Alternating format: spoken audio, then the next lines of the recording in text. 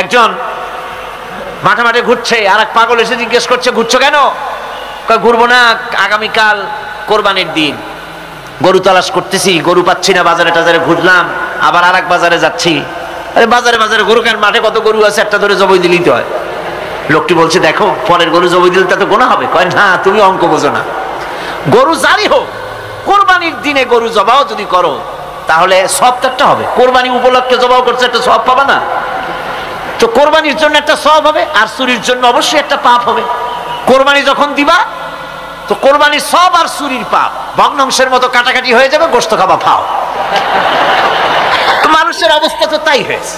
মানুষের অবস্থা হয়েছে শবে বরাতে সারা রাত জাগবো, কান্দাকাটি করবো, ফাও ফাও গুনাহ মাফ হয়ে যাবে, আর গোশত রুটি তো আছেই, যদ্দূর পারলাম খাইলাম। পরের দিন টু ফুর্তি, নো চিন্তা। নাউযুবিল্লাহি মিন যালিক।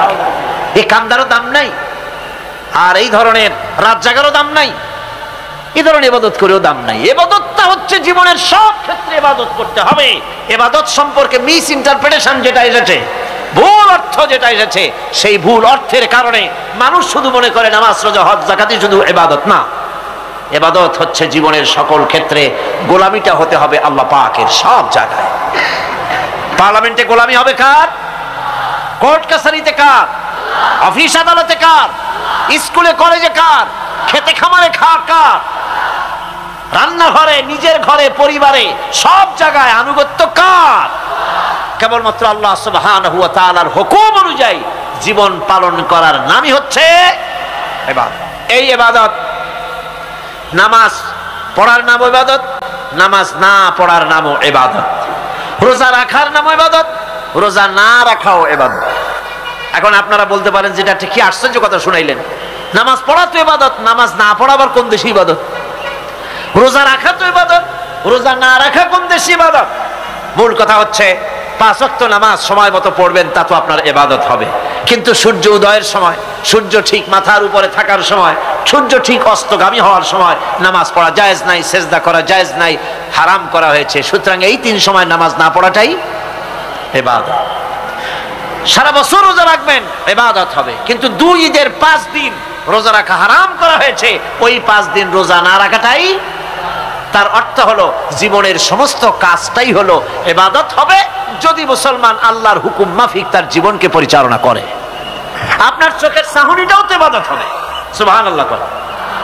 এই চোখ দিয়ে গুনাহ কামাই করা যাবে, আবার এই চোখ দিয়ে সওয়াব কামাই করা যাবে।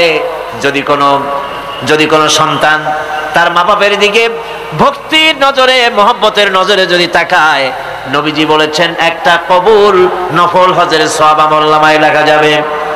সাহাবীরা প্রশ্ন করেছেন, যদি কেউ 100 বার তাকায় তো কি হবে?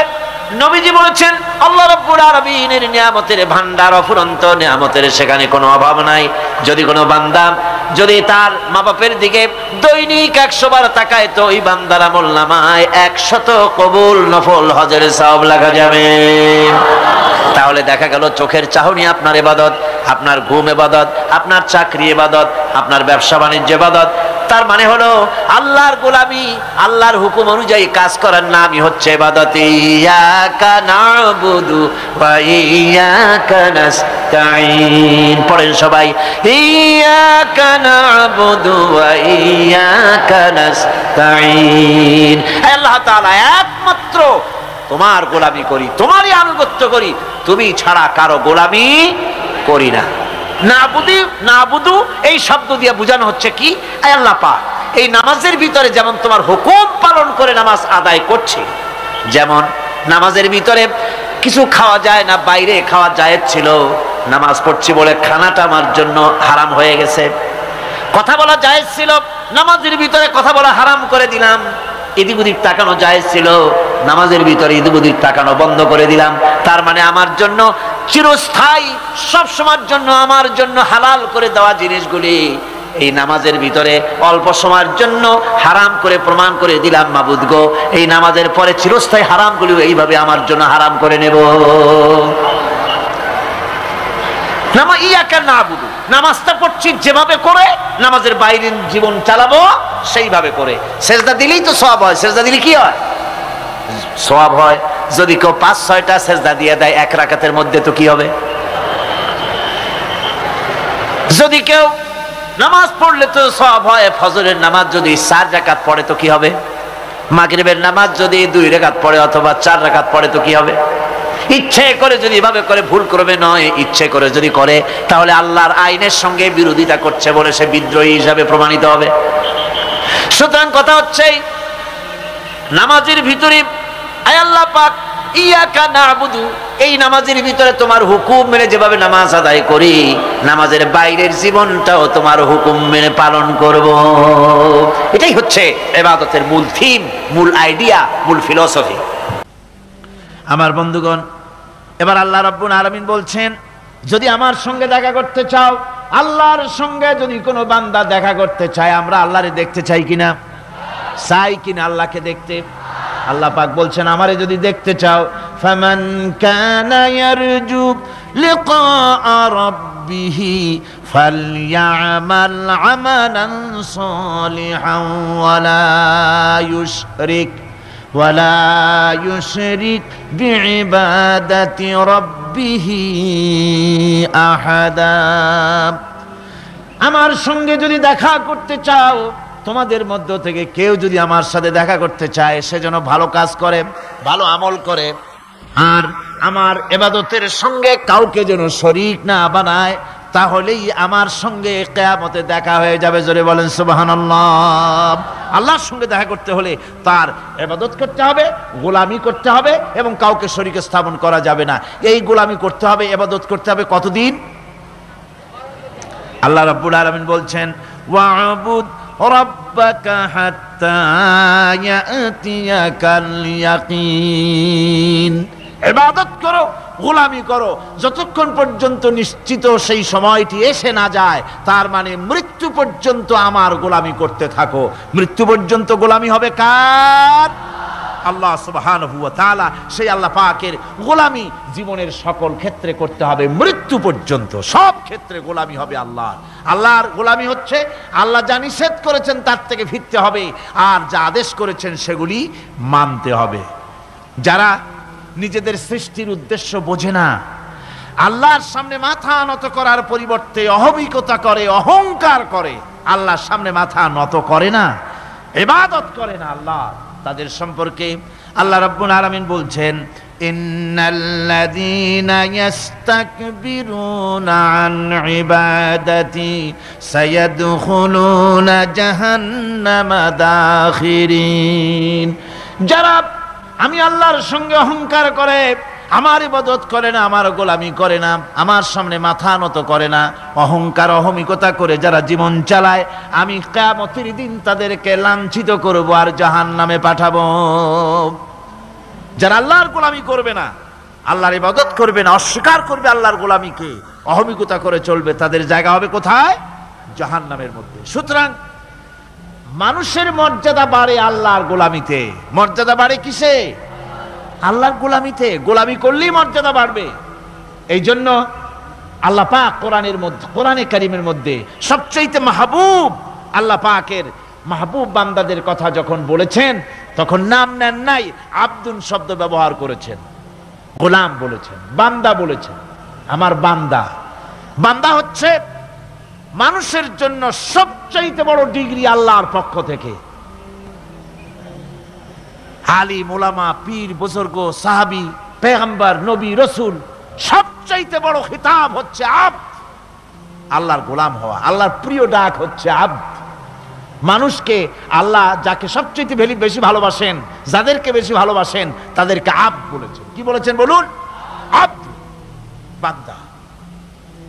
আল্লাহ পাক এই পৃথিবীতে সবচাইতে বেশি ভালোবেসেছেন কাকে? মুহাম্মদুর রাসূলুল্লাহ সাল্লাল্লাহু আলাইহি ওয়াসাল্লামকে। তাকে আল্লাহ পাক সবচাইতে বেশি ভালোবাসেন। এবার দেখুন আল্লাহ রাব্বুল আলামিন তার হাবিবকে কি নাম দিয়ে ডাকতেছেন? নাম নেন নাই, নবী এবং রাসূলও বলেন নাই।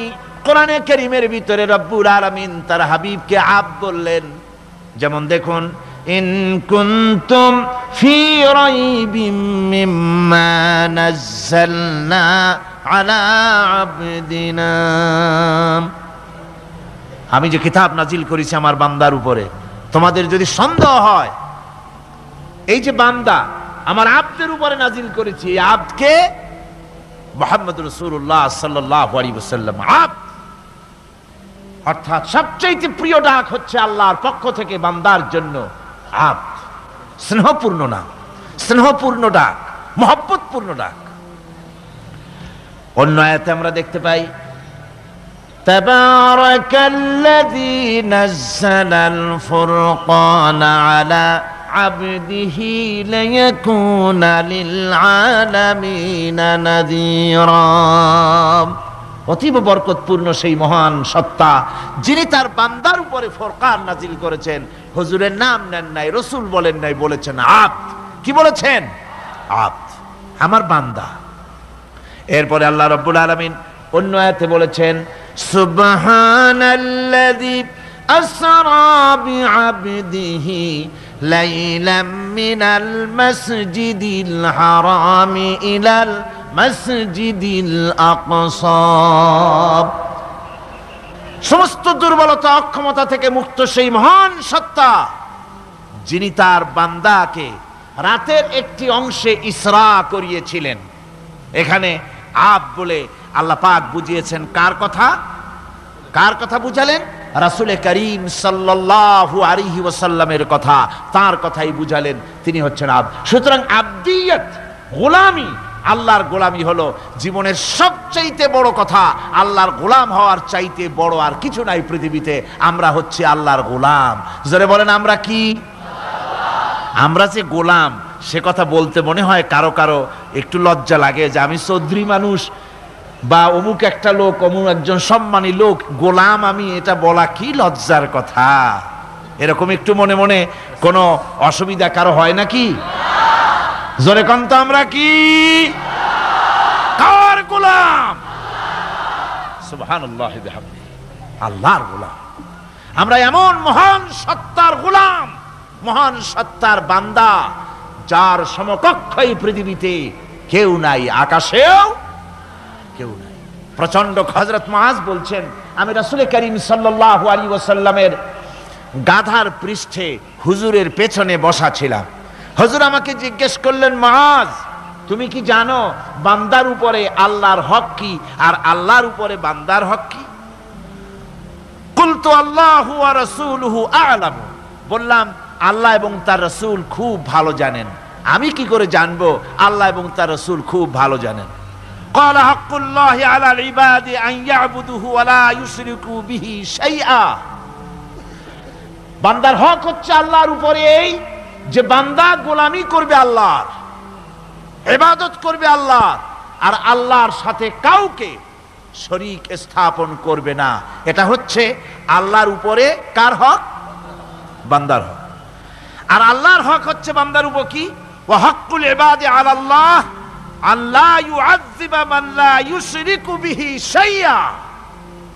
বান্দার উপরে আল্লাহর হক হচ্ছে যে বান্দা আল্লাহর গোলামি করবে আর শরীক স্থাপন করবে না আল্লাহর সাথে, আল্লাহ তাকে শাস্তি দিবেন না। সুবহানাল্লাহি ওয়া বিহামদিহি। আল্লাহ তাকে আযাব দিবেন না, আল্লাহ তাকে শাস্তি দিবেন না। সুতরাং তাওহীদের আকীদা মজবুত হতে হবে। আখিরাতের কামিয়াবি এর উপরে নির্ভরশীল। আমরা যদি আখিরাতে কামিয়াবি চাই, কি বলেন, আখিরাতে কি আমরা জীবনের সফলতা চাই? জোরে বলেন সফলতা চাই। আখিরাতের কামিয়াবি যদি চাই, জাহান্নাম থেকে যদি বাঁচতে চাই, বেহেশতে যদি যেতে চাই, তাহলে আকীদাকে মজবুত করতে হবে। আল্লাহর সাথে কাউকে শরীক স্থাপন করা যাবে না। এবং আল্লাহ সৃষ্টিকর্তা, কোরআনে পাকের শিক্ষা অনুযায়ী আল্লাহরে বিশ্বাস করি এতটুকুন কথা বললেই তাওহীদের হক আদায় হয় না। তাওহীদের হক হচ্ছে আল্লাহ পাককে সৃষ্টিকর্তা, পালনকর্তা, বিধানদাতা, রিজেক দাতা, কল্যাণদাতা সবকিছু হিসাবে মানতে হবে। কাকে? আল্লাহ পাককে। জোরে সরে বলুন, কাকে মানতে হবে? সমস্ত ক্ষমতা হচ্ছে আল্লাহ। সমস্ত ক্ষমতা কার? আল্লাহর নাম নিতে শরম করে নাকি? তাহলে জোরে সরে কোন সমস্ত ক্ষমতা কার? আল্লাহ রাব্বুল আলামিনের এত বড় ক্ষমতা, সাগরকে নগর বানাতে পারেন, নগরকে সাগর বানিয়ে দিতে পারেন, এতিমকে রাষ্ট্রের মালিক বানায় দিতে পারেন, ধনীকে গরিব বানায় দিতে পারেন, গরিবকে ধনী বানায় দিতে পারেন, মৃত্যুকে জিন্দা করতে পারেন, জিন্দা কি মৃত্যু করে দিতে পারেন, পথের লোককে ধরে প্রেসিডেন্ট বানায় দিয়া ফুলের মালা দিয়া গলা থেকে পা পর্যন্ত ভরে দিতে পারেন। আবার আল্লাহ যদি নারাজ হয়ে যান, প্রেসিডেন্টের ফুলের মালার পরিবর্তে জুতার মালা গলায় দিয়া জেলখানার মধ্যে ঢুকাইয়া দিতে পারেন। তাহলে ক্ষমতাটা কার? বিশ্বাস করেন? সমস্ত ক্ষমতার মালিক আল্লাহ। কোরআন আমাদেরকে শুধুমাত্র মাথা ঝুলে ঝুলে তেলাওয়াত এটা শিখায় না। কোরআন তেলাওয়াত করতে হবে, বুঝতে হবে, আমল করতে হবে। কোরআন শিখাচ্ছে। কে শিখাচ্ছে? কোরআন। তার মানে কে? আল্লাহ। কে শিখাচ্ছেন? আল্লাহ সুবহানাহু ওয়া তাআলা শিখাচ্ছেন। বান্দা শোনো ভালো করে, ওয়াইয়ামসাসকাল্লাহু বিদুররিন ফালা কাশিফা লাহু ইল্লা হুয়া। আল্লাহ যদি তোমার কোনো ক্ষতি সাধন করতে চান, তাহলে সেই ক্ষতি থেকে তোমাকে কেউ রক্ষা করতে পারবে না। এটা হবে ঈমান। এটা কি? এই ঈমান যদি মনের মধ্যে আসে, আপনি বিরাট শক্তিশালী বিপ্লবী শক্তিতে পরিণত হয়ে যাবেন। আপনার যদি ঈমান থাকে যে দুনিয়ার কোন গুলির উপরে, কোন বুলেটের উপরে যদি আমার নাম লেখা থাকে, সারা পৃথিবী ওই গুলিবিদ্ধ হওয়া থেকে আমাকে বাঁচাইতে পারবে না। আর কোন গুলির উপরে, কোন বুলেটের উপরে যদি আমার নাম লেখা না থাকে, তাহলে গোটা বিশ্ব একযোগে প্রচেষ্টা করেও আমাকে গুলিবিদ্ধ করতে, এটার নাম কি? ঈমান। তাই আল্লাহ বলছেন যে আমি যদি কারো ক্ষতি করি, তাহলে এই ক্ষতি থেকে তাহলে তাকে কেউ বাঁচাইতে। ওয়াইয়ামসাসকা বিখাইরিন ফাহুয়া আলা কুল্লি শাইইন কাদির। আর আল্লাহ রাব্বুল আলামিন যদি কারো কল্যাণ করতে চান, তাহলে তার কল্যাণকে কেউ ফিরায় দিতে পারে না, কল্যাণ থেকে কেউ তাকে কল্যাণ থেকে মাহরুম করে দিতে পারে না। তার মানে হলো, আল্লাহ যদি কাউকে চুল ধরে, মাথা ধরে, কল্লা ধরে উপরের দিকে টানে, আর দুনিয়া যদি তার পাও ধরে নিচের দিকে টানে, তাহলে দুনিয়া পারবে? পারবে? আল্লাহ কল্যাণ করতে চাইলে কেউ ঠেকাইতে পারবে না, আর আল্লাহ অকল্যাণ করতে চাইলেও তার থেকেও কেউ বাঁচতে। ওয়া হুয়াল কাহিরু ফাওকা ইবাদিহি ওয়া হুয়াল হাকীমুল খাবীর। তিনি তার বান্দাদের উপরে একচ্ছত্র আধিপত্য রাখেন, একচ্ছত্র ক্ষমতার অধিকারী তার বান্দার উপরে, সমস্ত জিনিসের উপরে তিনি ক্ষমতা রাখেন। তিনি মহান বিজ্ঞানময়। এই তাওহীদ খুঁজে নিতে হবে। তাওহীদ অর্থাৎ আল্লাহ পাককে সমস্ত ক্ষমতার মালিক মনে করতে হবে। দেখুন, আমাদের জাতির পিতা কে? আমাদের জাতির পিতা মনে আছে তো? ভুল টুল করেন না তো? ভুল টুল করবেন না। আমাদের জাতি আত্মভোলা, মাঝে মধ্যে ভুল টুল করিয়ে বসে, আন্দাজে ভান্দাজে একটা বানায় বসে। আসলে জাতির পিতা মুসলমানদের কে? ইব্রাহিম আলাইহিস সালাম তাওহীদকে খুঁজছেন। এই কোরআন শরীফ আল্লাহ পাক বলছেন তাওহীদ তালাশ করতেছেন। কে স্রষ্টা? সর্বোচ্চ ক্ষমতার মালিক কে? হযরত ইব্রাহিম আলাইহিস সালাম তার এই তাওহীদ খোঁজার, তাওহীদ অন্বেষণ কাহিনীটাকে রব্বুল আলামিন কোরআনে কারীমের ভিতরে জায়গা দিয়ে দিলেন দুনিয়ার মানুষকে বোঝাবার জন্য, শোনাবার জন্য। ফালাম্মা জান্না আলাইহিল লাইলু রাআ কাওকাবান ক্বালা হাযা রাব্বী। তিনি রব সন্ধান করছেন, কে আমার স্রষ্টা? সর্বোচ্চ ক্ষমতার মালিককে, আইনদাতাকে, বিধানদাতাকে, স্রষ্টাকে, কে তিনি? তাকে খুঁজছেন।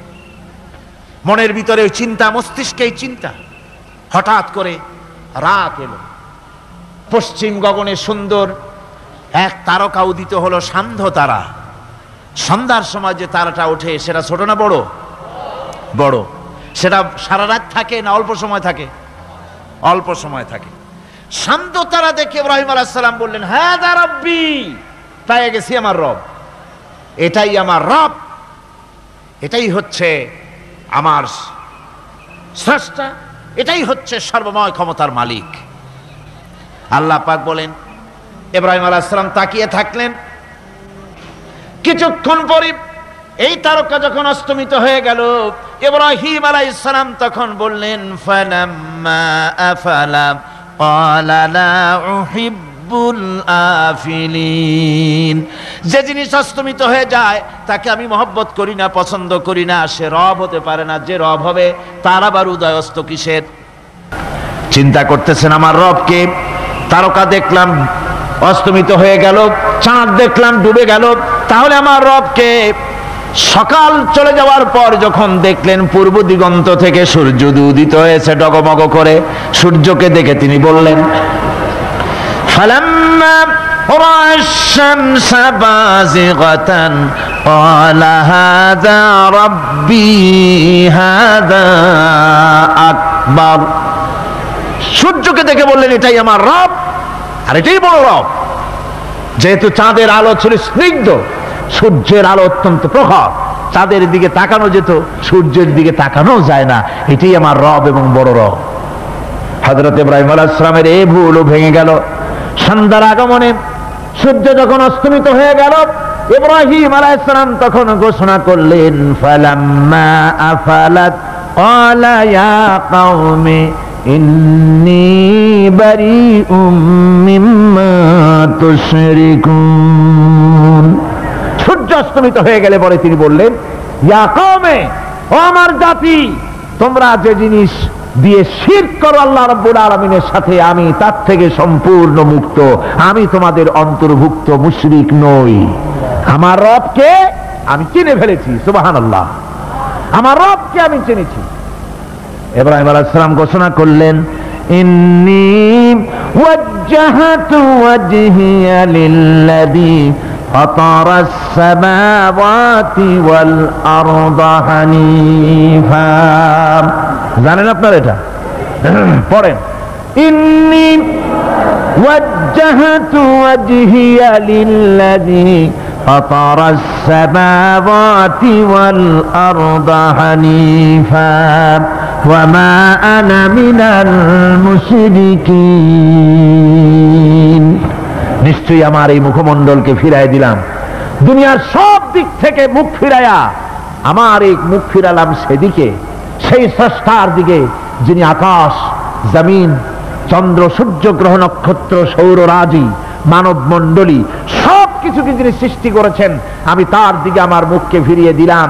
তিনি ছাড়া কোনো রব নাই, প্রভু নাই, আর আমি মুশরিকদের অন্তর্ভুক্ত নহি। হযরত ইব্রাহিম আলাইহিস সালাম তাওহীদকে বুঝে ফেললেন, আল্লাহকে চিনে ফেললেন। আমার বন্ধুগণ, আজ মুসলমান হয়ে আমরা আল্লাহকে চিনতে পারি নাই, আল্লাহর ওয়াহদানিয়তকে আমরা বুঝতে পারি নাই। একদিকে আমরা মুসলমানও, আর একদিকে আমরা মূর্তিও গড়ি, আবার মূর্তির পূজাও আমার মুসলমানেরা করে থাকে। জোরে কর নাউযুবিল্লাহ। মূর্তির সাথে, মূর্তি তৈরি করার সংস্কৃতির সাথে মুসলমানদের কোনো সম্পর্ক থাকতে পারে না। জোরে বলেন, পারে? পারে না। বিশ্ববিদ্যালয়ের অঙ্গনে, রাস্তার মোড়ে মোড়ে চেতনার নাম করে মূর্তি যারা বানাচ্ছেন গায়ের জোরে, আল্লাহর কসম, আল্লাহর দরবারে উঠতে হবে একদিন, সেদিন মজা টের পাবে। কারে বলে চেতনা? মূল চেতনা তো সেদিন জাগ্রত হবে। আজকে তো আসল চেতনা আসে নাই, চেতনা হবে সেই দিন। চেতনা কারে কয়? চেতনা কত প্রকার এবং উহা কি কি উদাহরণ সহরে বুঝাইয়া দেওয়া হবে। আমার ভাইরা, মাথা জায়গায় যেয়ে দেখবেন কি,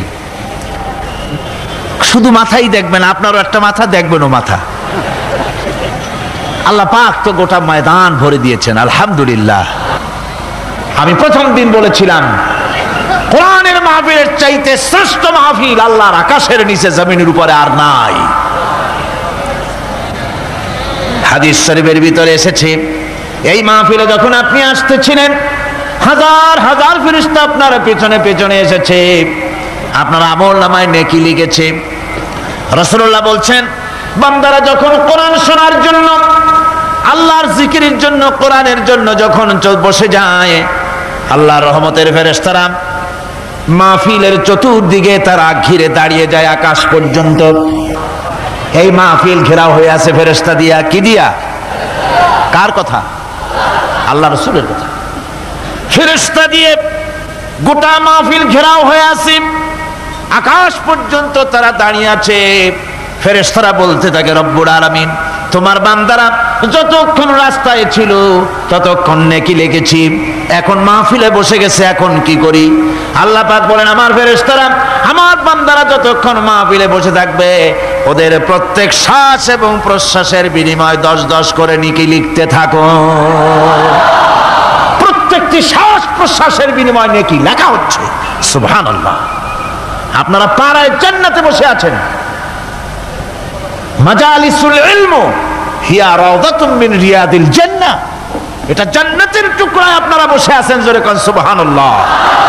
শান্তি হয়ে গেছে পৃথিবীর মানুষের কাছে। সোনার হরিণ, সোনার হরিণ আছে নাকি? নাই।